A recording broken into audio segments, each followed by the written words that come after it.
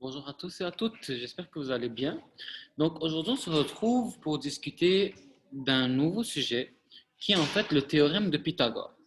Alors, qu'est-ce que le théorème de Pythagore? Tout d'abord, le plus important pour comprendre ce théorème, c'est de comprendre qu'on doit toujours uniquement travailler dans un triangle rectangle. Ce théorème ne peut s'appliquer que dans un triangle rectangle. Qu'est-ce qui met en relation ce théorème?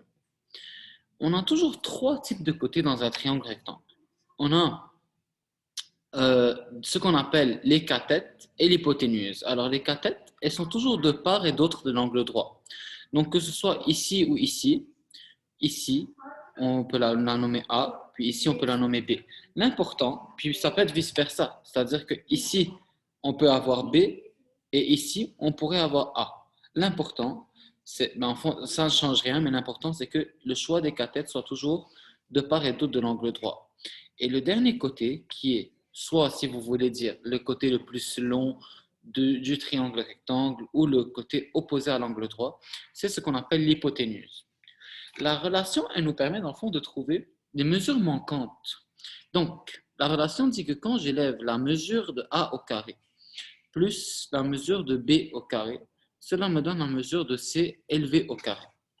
Si par exemple, j'ai la mesure de A qui est, pas 5, pardon, on va dire 2, puis B c'est 4, mais ça voudrait dire que C à la 2, on aurait 2 à la 2, plus 4 à la 2 qui me donne C à la 2, c'est-à-dire 2 à la 2, 4, plus 4 à la 2, 16, 20. Et 20, bien sûr, il faut faire attention ici parce que 20, ce n'est pas la mesure de C, mais c'est bel et bien la mesure de C à la 2. Donc, en procédant algébriquement, on élève la racine et ça nous donne racine de C à la 2, qui est dans le fond égale ici à la racine de 2 à la 2 plus 4 à la 2.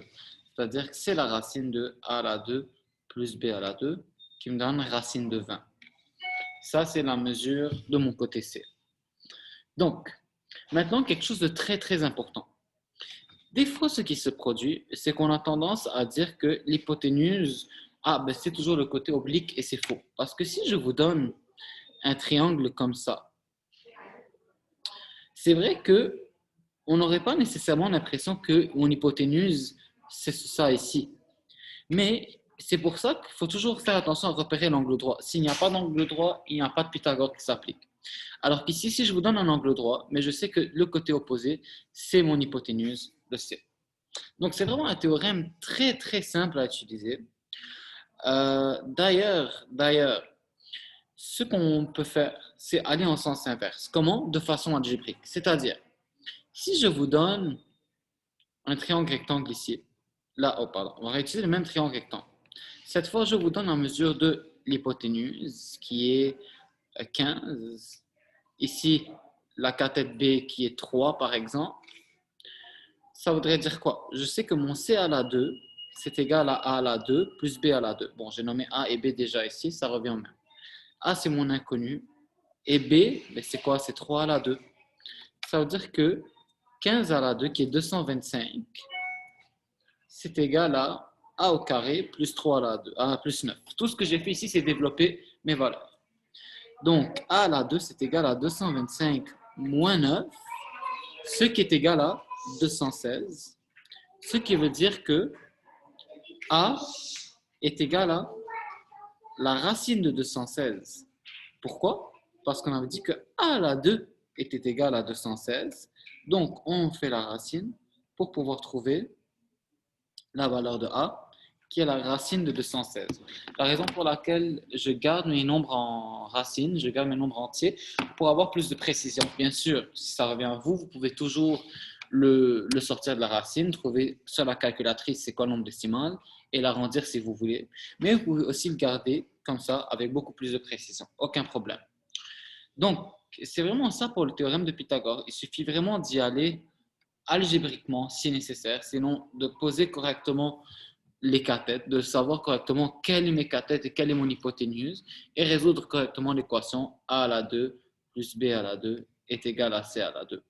Donc, comme on l'a vu, si je cherche mon C, il me suffit de faire racine de A2 plus B2. Si je cherche A ou B, ben, il me suffit de faire C à la 2 moins une des cathètes à la 2, par exemple B à la 2, racine de tout ça, qui me donne mon côté A. Ou bien ça peut être l'inverse. Ça peut être ici A à la 2, puis ici qui me donne mon côté B.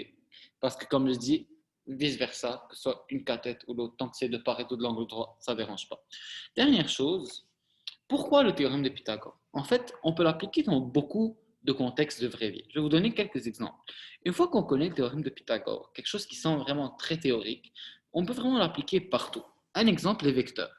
Ceux qui sont en secondaire 5 ou au cégep et qui étudient les vecteurs, vous avez vu que pour avoir un vecteur, par exemple, là je viens avec un exemple de base. En partant de l'origine, ça c'est mon vecteur U, ben, il a une norme et une direction. Puis pour trouver la norme de mon vecteur, je peux me servir de Pythagore. Pourquoi? Parce qu'il a des composantes cartésiennes, composantes en X, composantes en Y. Et là, mon vecteur, si par exemple c'est un bateau ou un avion, je peux me servir des coordonnées du déplacement, par exemple 3 vers la droite et 5 vers le haut, ce qui me donne des coordonnées 3, 5. Puis, je sais qu'entre mes deux axes, j'ai un angle droit. Donc, je peux appliquer Pythagore, racine de 3 à la 2 plus 5 à la 2, pour trouver la valeur de mon hypoténuse ici. N'oubliez pas, angle droit, cathète A, cathète B, hypoténuse. Donc, c'est égal à la racine de A à la 2 plus B à la 2. Parfait. Puis, on pitonne ça, on trouve la réponse qui serait ici la racine de 9 plus 25, racine de 34. Parfait. Aussi, un autre exemple, les élèves en secondaire 3. Les volumes, par exemple, on va dire qu'ici j'ai un cylindre surmonté d'un demi-cône. Mais quand vous voulez trouver le volume ou l'air, très souvent, vous avez besoin de certains paramètres. Par exemple, la hauteur. Puis ça, c'est quelque chose qui va revenir très souvent. La fameuse hauteur. On sait que la hauteur, elle est toujours perpendiculaire à la base. Donc, ce qui pourrait se passer, par exemple, on pourrait vous donner ici la longueur de l'apothème, c'est-à-dire l'arête, si on veut, de la pyramide, d'une pyramide ou d'un cône. On pourrait vous donner le rayon. Puis là, à partir de là, qu'est-ce qu'on se dit? Ben, j'ai l'apothème et j'ai le rayon. Puis là, il faut vraiment le voir en 3D. On se dit que, mais en fait, on sait que la hauteur, elle est perpendiculaire à la base.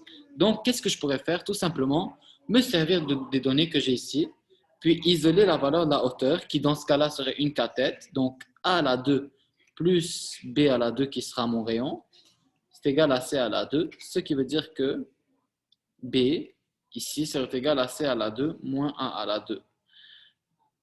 Racine, pardon, de C à la 2 moins A à la 2.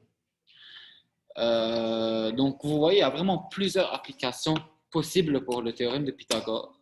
Il suffit vraiment de détecter un triangle rectangle, trouver les mesures manquantes et d'y aller, et de foncer là-dedans vraiment. Sinon, c'était vraiment tout pour le théorème de Pythagore. Si jamais vous avez n'importe quelle question concernant cela, vous pouvez toujours nous contacter. Ou aussi une série d'exercices qui va venir avec et un document écrit aussi. Bonne journée à tous.